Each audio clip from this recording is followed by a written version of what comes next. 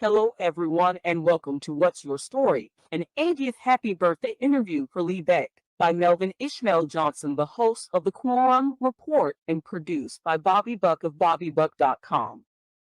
Great. I'm glad to be back together. I haven't seen you in a long time. Yeah, this virus really impact everybody. I know you got that 80th birthday coming up, huh? Well, it's already happened last Saturday. Okay, but you're celebrating it for this Saturday. I'm going to celebrate again this Saturday. I've been celebrating all week. I figure I'm only going to turn 80 once. So. Happy birthday. Let me you. just say that.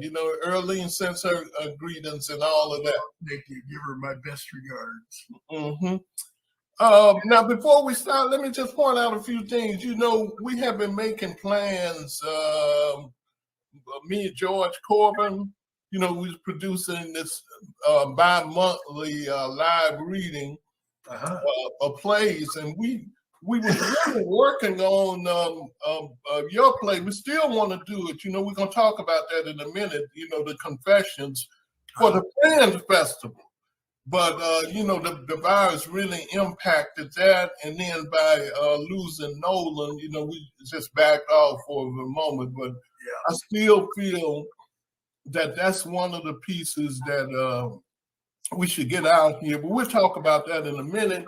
But look, I want to do an interview with you again. Let's talk about some of your can you talk about your early life? Give us a little sketch of your early life, where you was born at, just a little thumbnail sketch. Okay, well, I was born in Monrovia, California, just out in the San Gabriel Valley in 1941 in a hospital. It's a hospital now. It was a house then. And, 1941 sounds like a long time ago now.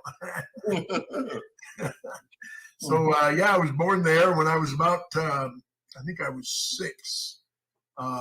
We moved north to Northern California. My dad had a partner in the paint business, a bookkeeper who stole all his money and took it and went to Mexico. Left him in deep debt and very frustrated. So we left LA and moved up and stayed at his parents' house in Enterprise, Redding for a little while. Then we lived in a tent on the Sacramento River down in Anderson for a while. And then we moved back in with them. And then we moved to Wairika and eventually settled in Sacramento. Dad got a job as a foreman for the King Company, which was painting houses as they rapidly spread across Sacramento area after the war. And eventually the family bought an acre of land in Carmichael for $6,000 with a little tiny house on it, with a 1-bedroom and a garage. And Dad fixed the garage into a bedroom. So it was, and there were 3 boys until my youngest brother was 8 years old. And then there was another one. So there were 4 boys. I was the oldest. And I grew up in Sacramento out in Carmichael area and went to La Sierra High School. And during that time, my parents were converted to fundamentalist Christianity, the Church of Christ. And I was raised to be a preacher, which I did. I grew up. I became a preacher. I started preaching when I was 12 years old. And then I started traveling as a preacher when I was 17. And I was on the Sawdust Trail till I was about 27, at which time I gave it all up and became a wild-eyed hippie. Went on to perform. When did you enter the artistic community? When did you become an artist? Well, I had smatterings of artistic interest all my life. From the time when I was 10 years old, I was the guy chosen to be the MC of the Mayfair rally at my little grammar school. And from then on, I seemed like I got the MC jobs. And then in high school, I started creating comedy sketches, which I would sometimes come up with in the back of just before a show and run out on stage and do it. And I made them laugh a lot, and I hooked up with 3 other guys, and we formed a little band, and we did shows, all of which was an interesting dichotomy because at the time I was also being raised in a very religious world, so I was kind of torn between the two. I enjoyed performing a lot. I got a real hit on it. I did plays and so on. And of course, I was advised that it'd be dangerous to get a good education, a college education, a liberal education. So I turned down scholarships to a Baptist college when I was 17. And then I hit the Sawdust Trail and started traveling as an evangelist from then on with a mentor for a couple of years. And I had my own churches and my own places to go. Let me ask you this. How, as a young preacher, when you moved away from being a preacher, how much did that assist or hurt you as a performing artist?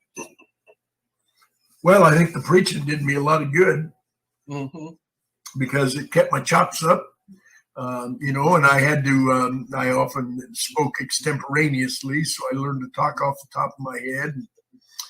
And sometimes I would have notes, but sometimes I preached, 50 nights in a row. So it was like having a show 50 nights in a row. And my talks were usually 30 minutes to 45 minutes or 5 minutes to 45 minutes, depending on the situation. But usually I would send postcards ahead and let people know I was coming through the country, and they would invite me to come preach. And then they'd slip me a little money to keep me going. So that was how I kept going. I married very young and had a very young family. By the time I was 22, 23 years old, I had 2 children around the time the war broke out in Vietnam. And so I never did get drafted because I had deferment due to having children. My brother, just younger than me, and I both married very young because, sex outside of marriage was a sin in the church. And I had a girlfriend all through high school, Lola, and we had 2 boys. And you a wonderful family. Before we go on, I always keep up with the news of what's happening up Mendocino County, up that area where you live. I'll be following the fires. What is the situation up there with your family? Well, it's been pretty tough. It's been pretty tough. Next to my youngest brother, Ken, had a stroke just recently, a couple of weeks ago, about 3 weeks ago, and he's alive, but he's having trouble learning to talk and walk and all that kind of stuff. Was this the one who was the minister? No, this is the one who was the winemaker. Yes, representative for Fetzer Winery for many years, and a wonderful gardener for Campo Vida, and just a great guy. Such a drag. He actually got a second COVID shot and had a stroke 4 days later. So that was kind of terrible. I'm being interviewed right now. So Phil, how Oh, hi. good to see you. Nice to see you. Now, let's talk about, I also want to point out that you are the artistic director of Public Works Improvisational Theater. But first of all, let's start off. Can you define improvisational theater? What is that?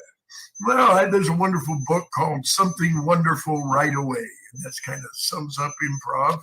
Is that Viola? Well, it's a story about the people who followed Viola's teachings. And it's a book about improv theater in the United States, and especially the Chicago crowd, which Paul Sills was part of. But when I came here, Marlene's company really, they knew they were connected to some of the Sills people, but they really weren't doing Sills type improv per se. But eventually Marlene and I got into it quite a bit, and we worked with the Sills and a lot. And improv has been part of our lives for a long time. How would you define improvisational theater? Well, how would you define that? Well, I think something wonderful right away. Playing theater games to take the actor's focus off of being an actor or acting and creating something between the players. When you're improvising, the goal is to have something going on between you. You and the other player are playing a game. You're not really trying to act. You're trying to play a game together and have fun with it, or you can play a game. Even there are a lot of improv games you can play yourself, very simple games. But when you play them, it gives you a focus that's beyond how do I look, how do I sound, and that sort of thing. Mm-hmm. So let's talk a little about the history of Public Works improvisational theater. Can you give us a little history prior to you coming? And I think you came in when they was at the church at Ocean Park up in that area. Can you talk about in the early 70s or mid 70s, I guess? Marlene Rasnick and Dale Unson Morris and a few other actors started a company called Synergy Trust. And they played out here on Hyperion Avenue and what used to be or what later became the feed store there on Hyperion. And now I don't even know what it is. I think it might be a studio or maybe it's gone. I don't know. But it was a funky little space that had some posts in the middle of the room and stuff. And they worked around that. And they did a lot of improv shows there. And eventually they began to disagree on how improv should be done, blah, blah, blah. And so Marlene and Dale communicated with Jim Kahn, who was the minister at the church in Oceanside. I mean, not Oceanside. Ocean Park. And he was hoping to start a theater in his church because he was, it was the 60s and the preachers were beginning to loosen up and began to try to find other ways to reach out to people. And one of the things and he was very political, of course, and he wanted to have a theater company in his church. So he invited them to come and have the company there. So in 74, they started Public Works, Marlene and Dale, and I believe Luke Johnson was in on that, and Danny Goldman. And they started the company. They had a wonderful company. I didn't come on the scene until, I first visited in about 76, 77. I answered an ad in the beachfront paper for an improv class, and Marlene Rasnick was the teacher. And I went down there and took the class and kind of flashed on her and I thought she was pretty cool. And she asked me to roll across the floor with her in an improv. I always say, well, we just kept right on rolling, but actually I was away for a while. And then I came back again and I had a wedding to perform on I was doing a wedding for Mitch Greenhill and Carol Burleson on the old merry-go-round at the pier. I sat backwards on a horse in front of them as we went around. Marlene said she didn't think that was a very good omen for a wedding, but it was still a nice wedding and we had a great time. And from then on, I was hooked up with her, Marlene Rasnick, and she was doing a play. She and the women of Public Works had decided to do a play about women and money called Purse Strings. And this the men eventually felt pretty left out of the company. And so the company basically started breaking up right there at that time, or not breaking up, but splitting in a way. And eventually Marlene and I moved, or she already lived in Silverlake, but we kept Public Works going from then on, and Dale and some of the others started another company called The Winds, which was a real popular improv group in the early 80s. And they did a lot of good shows at the church in Ocean Park, whereas Marlene and I began to do original pieces together with a musician mostly on this side of town, although we still performed and taught classes at the church in Ocean Park, and still maintain a good friendship and love for everybody over there. Let me ask you this, and which came first? Because I want to talk about Story File, and I want to talk about Voices in the Well. Which came first? Well, Voice in the Well was actually a project that Eric had started quite a few years earlier, not earlier than Public Works. I mean, I don't know exactly when he started, but I met Eric through Colleen Creedon, who was a good friend of my friend Mitch Greenhill and his father. And we just got acquainted. And then I found out he had a theater company. And so I tried to encourage and help his show. And his kind of show was exactly the kind of shows I had started doing at the at Art Share in downtown, in the Arts District in downtown LA. I got hooked up with a bunch of artists down there, and they took me to Art Share, and pretty soon I was doing a monthly show called Story File there. And then Eric and I decided we would join forces because his show was a lot like mine. And he was always asking me to come be in the show. So I just said, well, why don't you just become part of the show? And that way we'll have plenty of stuff going on, all which we have for, I don't know, 15, 20 years already. Time flies when you're having fun. But Voice in the Well is another show like Story File. It's for the last several years, we've been doing it beyond Baroque. But we haven't gotten started again since COVID, since we shut down over COVID, but start doing shows over there again. Yeah, we'll talk about that in a minute, because Story Files put you in touch with some of the other artists that's still around, like Mike the Poet and Peter Coker, etc., like that. Yeah. Well, that came about through my some of the projects that I came up with.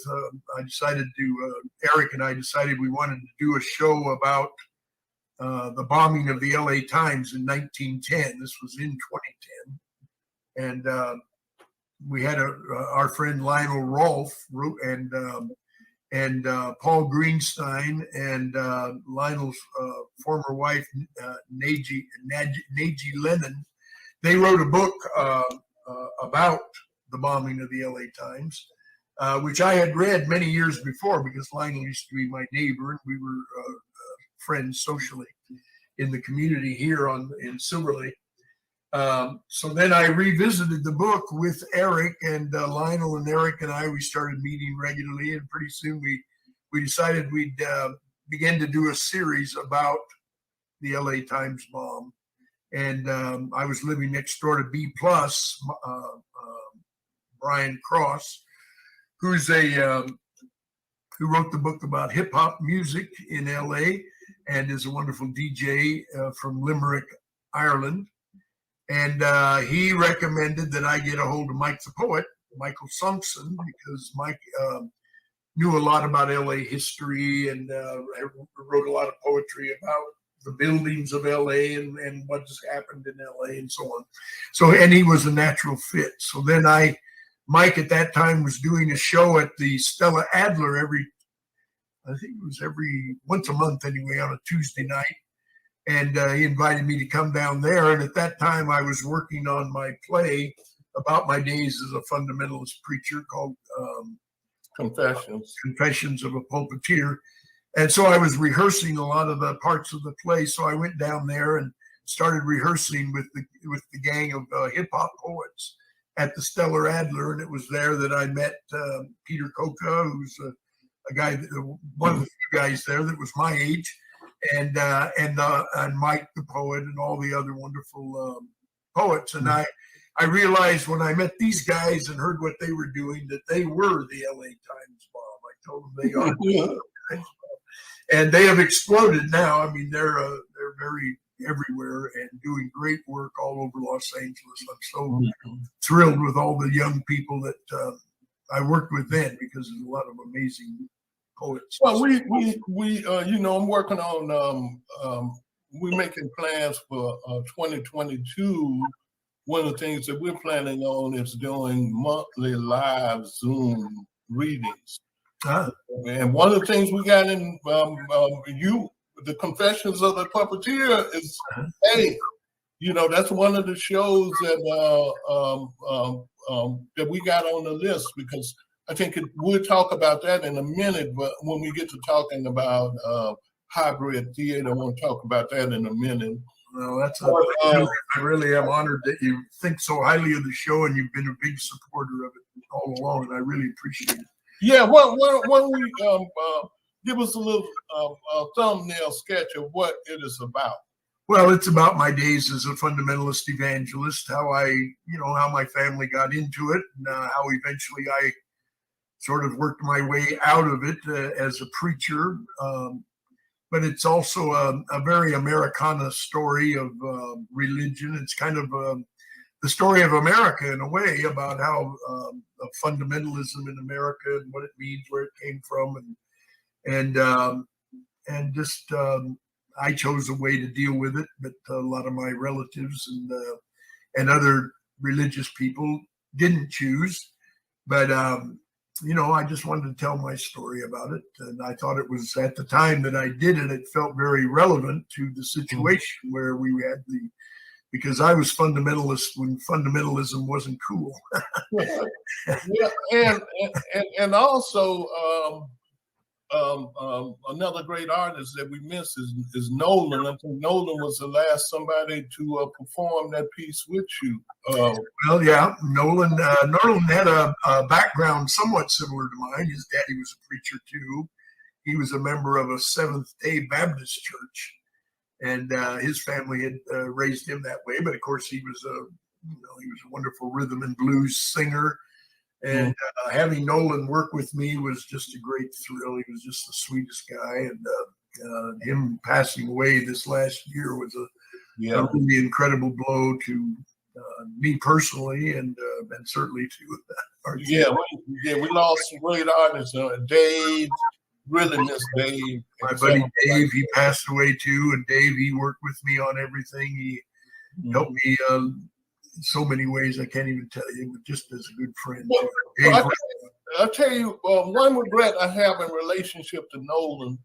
I remember when we had Nolan came on the Qumran Report. We was there. We did an interview with him, and one of Nolan's songs that I grew up with, loving this song, because they played this song at the end of Breakfast. What's that? Breakfast at Tiffany. That famous movie and all that stuff. And I had no idea that this was a Nolan Porter. Well, Nolan was a pretty unsung hero for quite some time. That was his hit song, and no way I would have had him doing that song on I think about that all the time. I said, wow, I had Nolan Porter in the show that did this hit song. I think he may have missed out on a lot of the credit and the money that might have come from that. Yeah, that came from that, because they still play that song at Breakfast at Tiffany.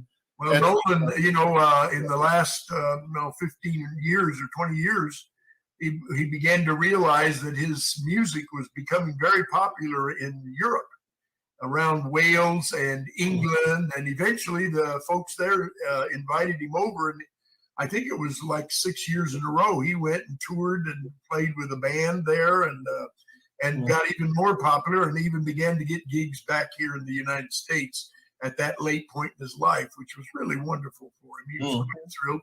And he and Candace Zappa, his partner, his wife, they took the tour too. So she got to sing with him a lot, and she's a wonderful singer too. I miss her. Because I got a new platform I use called Auto Boom out of England, but they got they situated in Los Angeles and New York, and I posted.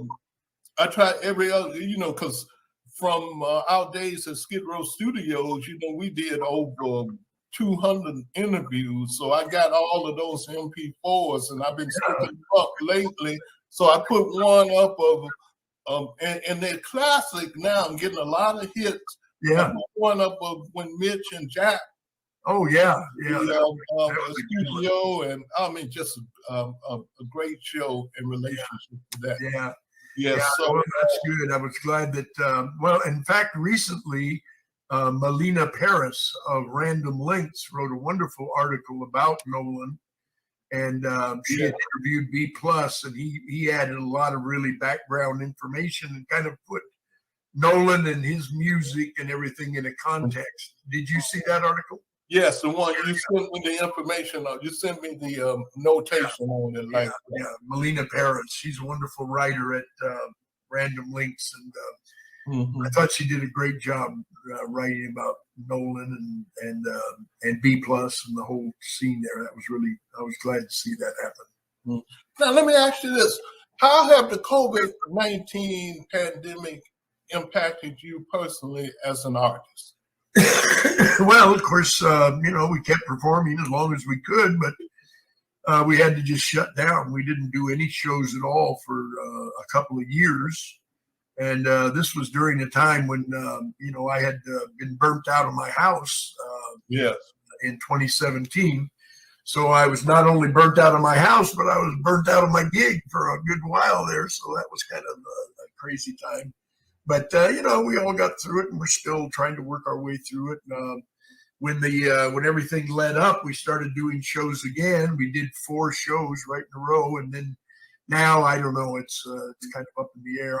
I feel like we could do shows outdoors with, selected audiences. We may still do some things, but we're kind of in a holding pattern again right now, I'd say. Well, that's one thing that I've been doing a lot of research on in terms of the direction that the artist community will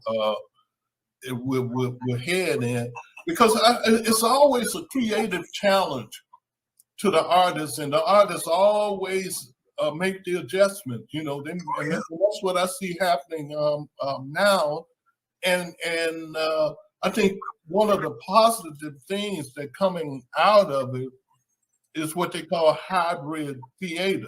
The fact that they've been able to stream theater, Zoom live theater, and see, my thoughts on that is we at a point now where we have to adjust and utilize technology. That's and true. One of the things that I think, because you mentioned it early, you basically have a little theater in your backyard. Yeah. And one of the things that they're heading towards that they know now is that the economic impact of this virus on the small theater, because this is an airborne virus, and all of those little small theaters, a theater row up at the complex and all like that, to have 35 and 40 seats, they have to be upgraded in terms of the ventilation system, and that's a big price like that. So a lot of people are beginning to try to adjust to outdoor theater, which I think is a great thing too. Yeah, no, those kind of, a lot of times obstacles help us create whole new ways and means of getting to people. And I think you're right, artists will find a way. I'm reminded of an incredible story from Sarajevo when they were being bombed every day. And we did a piece about a guy one time in a show called Tai Chiapas that we did years ago, about a producer there who, sat in his apartment while they were being bombed daily. His neighbors were killed, and finally he just went out and crouched down and went through all the trenches of Sarajevo looking for other artists, and then began to collaborate, and they began to do art events in spite of the bombings.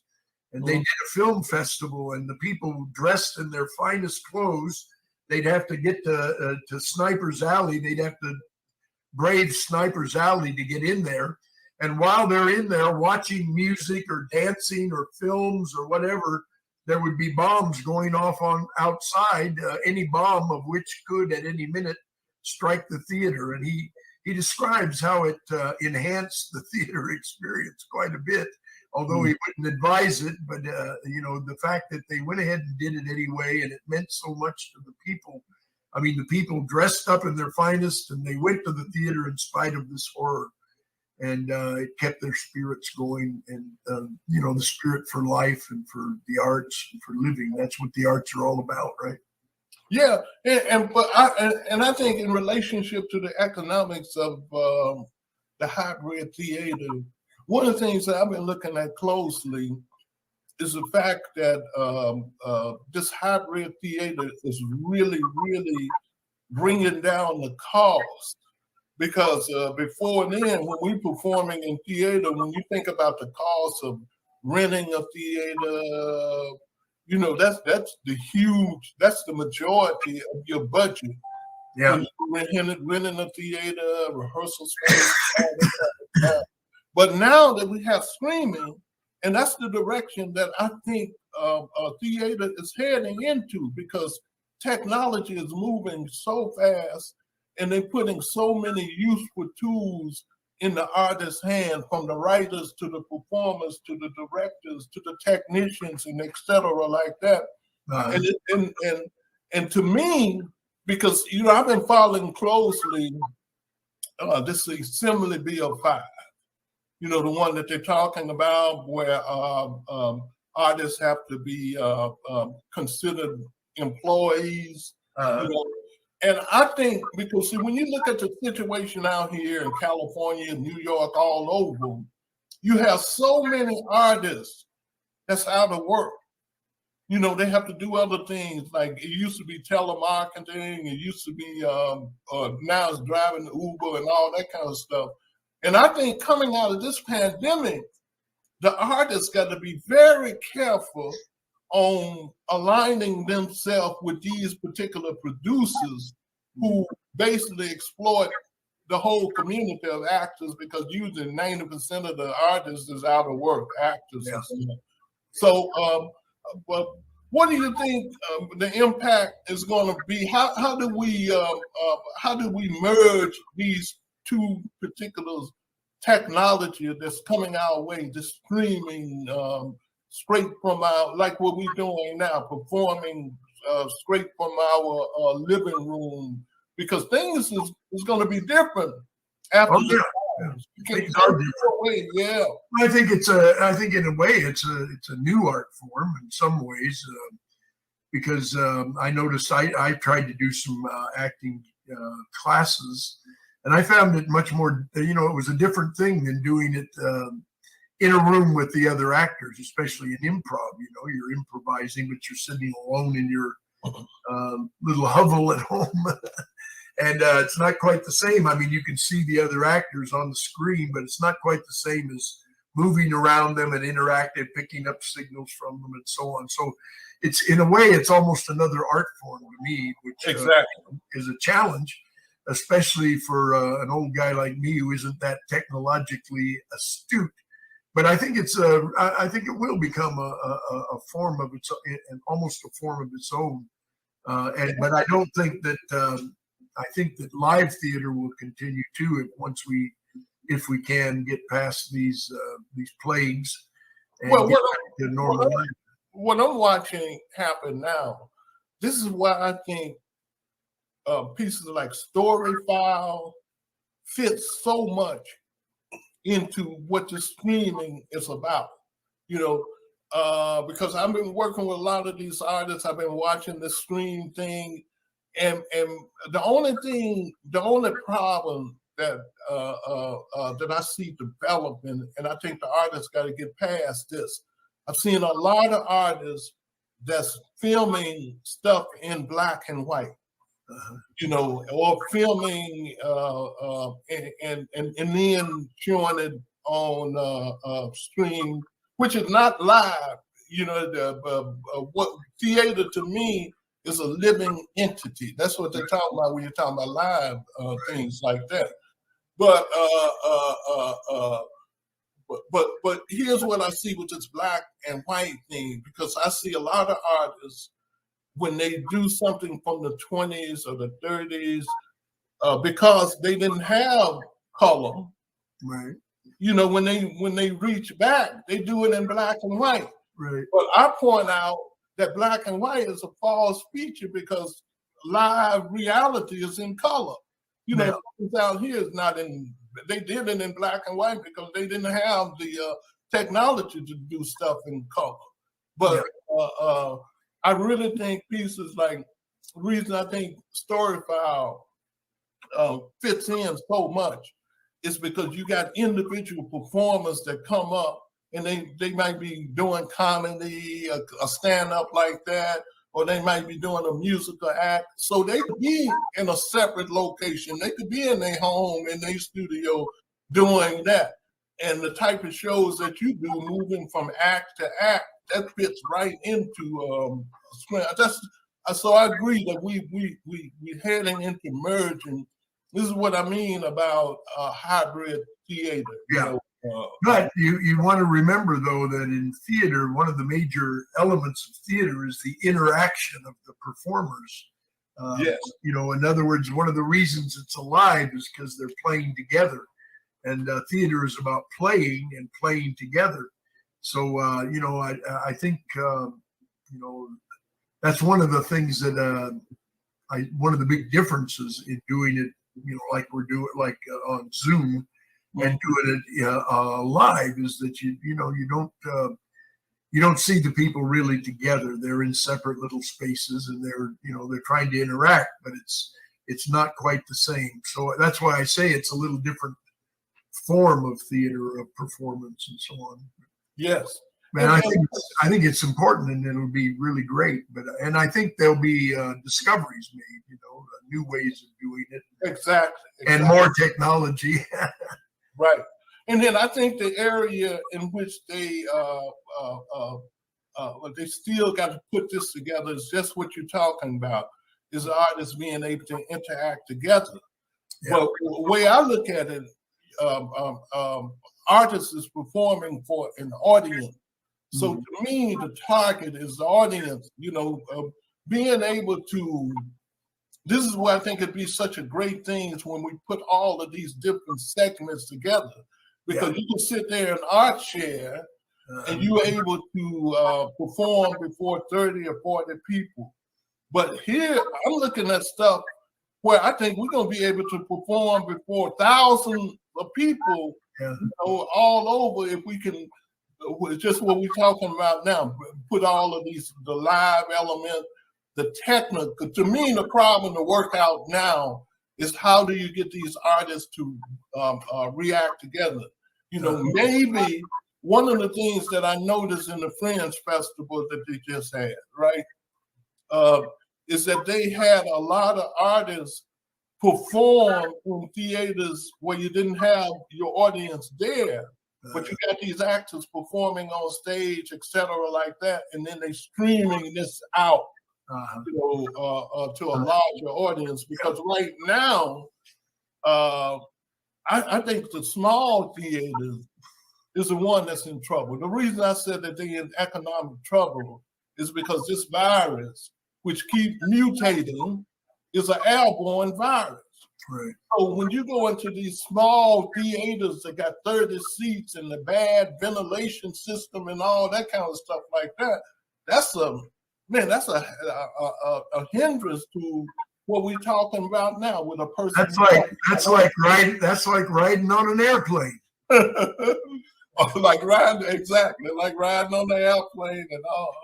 Which everybody wants to do now. Yeah. And I remember they was telling so many lies because, I lost my brother during the height of the virus. And so I had to fly down south, and they had been talking about the planes is half full, 20%, no people sitting next to each other. And I get on the plane, and the plane is packed. I mean, packed from 250 some people on the plane flying from here to Dallas and Dallas into Memphis, et cetera, like that, and then coming back. But you're right. It's like being in a plane and all that kind of stuff. Well, that was the same thing when they brought everybody back from Europe. They were worried about them all being together, and they put them back and put them all in airports all over the world. It was ridiculous. Yeah. Because now, one more thing, in relationship to the virus, because there's so much going on now with the antivirus, the virus, And because initially,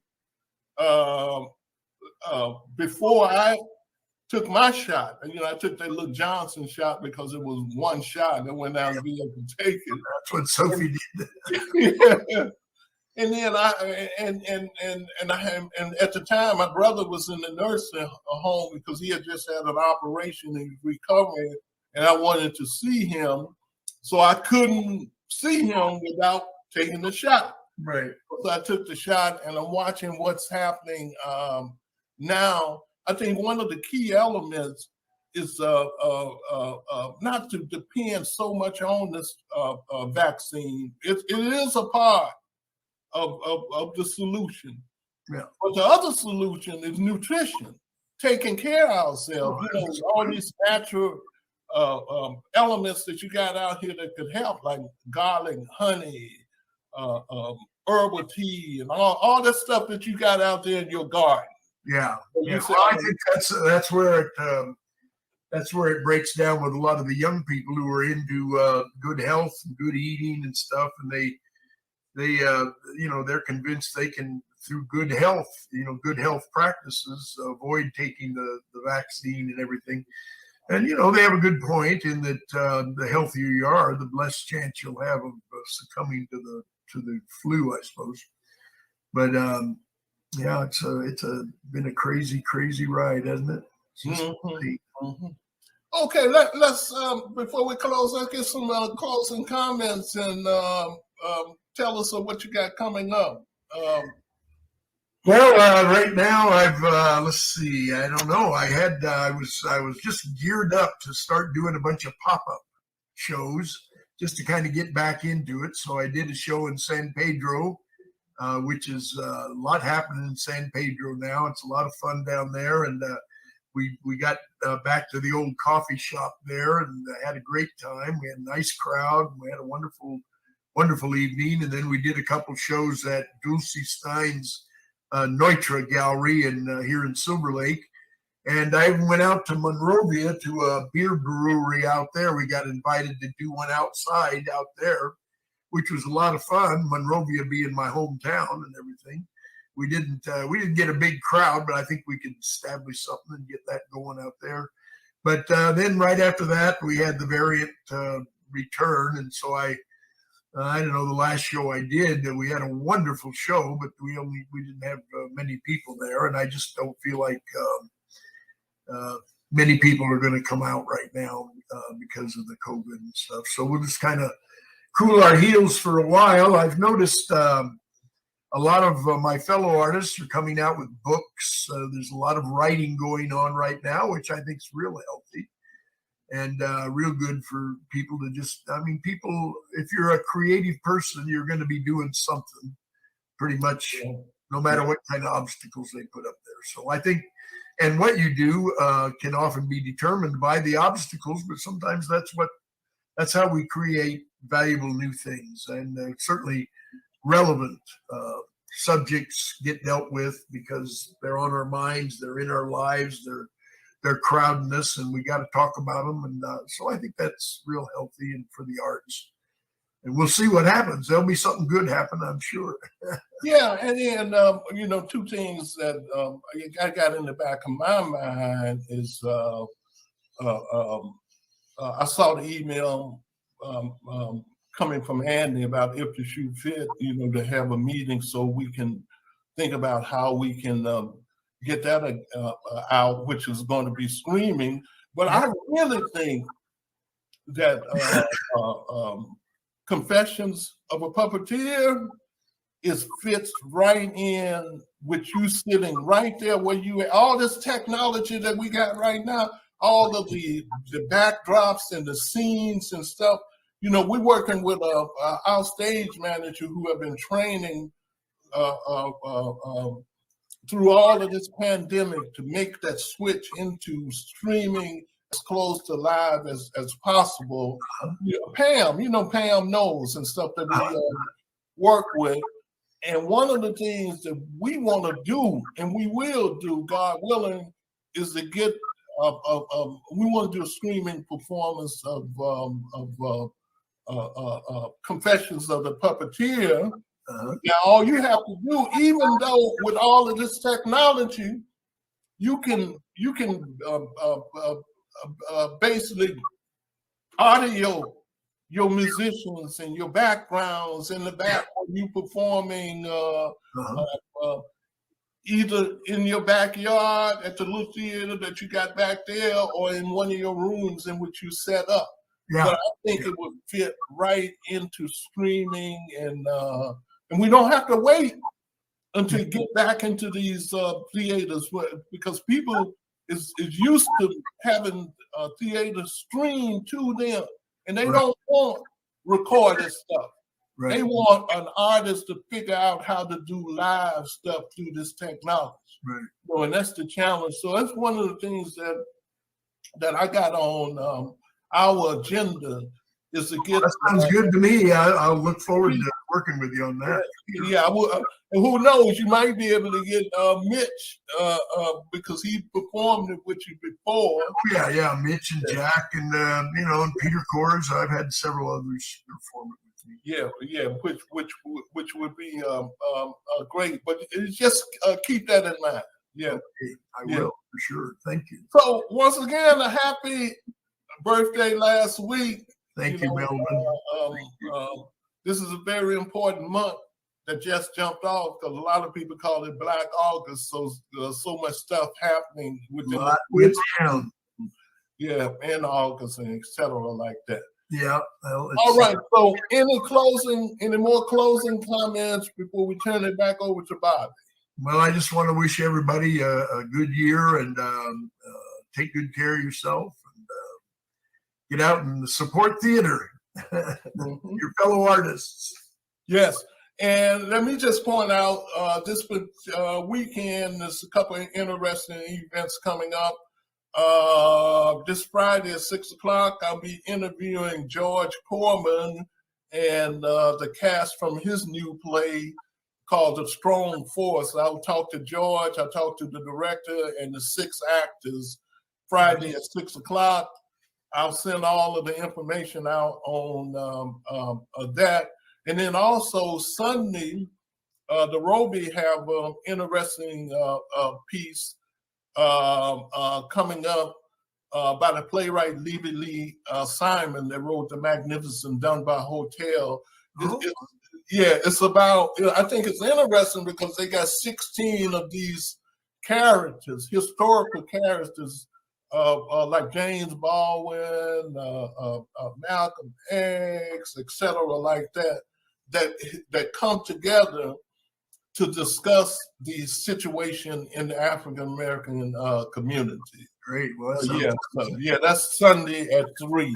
Well, I just want to say you and Bobby and the Roby are a big source of encouragement to me and to all artists. Mm-hmm. I appreciate the fact you guys keep right at it. It's really great. Mm-hmm. All right, Lee. Bobby, you're going to turn it back over to you. All right. Well, I think we had a great interview session here and everything. Thank you, Bobby. And like I say, I'm not going to sing it, but happy birthday to you. Yeah. And I'll be working on being there on the 4th and everything. Maybe Melvin can show up and do some of his poetry. Well, I would love to, but I'm scared. He's scared. Yeah, got more sense than everybody else. Yeah, I'm still hiding out in my cave, man. I walk out. You talking about have a mask on? I have 2 masks. Yeah.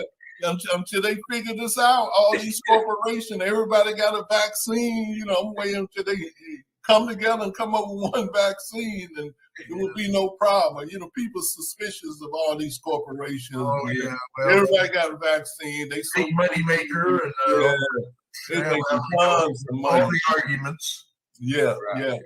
But the ones I'm really concerned with, though, is our young people. Man. Don't mess around with our youngsters in these high schools, man. Do the right thing. Be on one accord. Yeah. Don't have grown people arguing and young people trying to go to school and get their education and all that kind of stuff like that. Yep. Right. Thanks, Okay. you guys. Okay, All right. thank you. I'm out of here. All right, peace. We out. Thank you everyone for watching What's Your Story? An 80th happy birthday interview for Lee Boek by Melvin Ishmael Johnson, the host of the Quorum Report, and produced by Bobby Buck of BobbyBuck.com.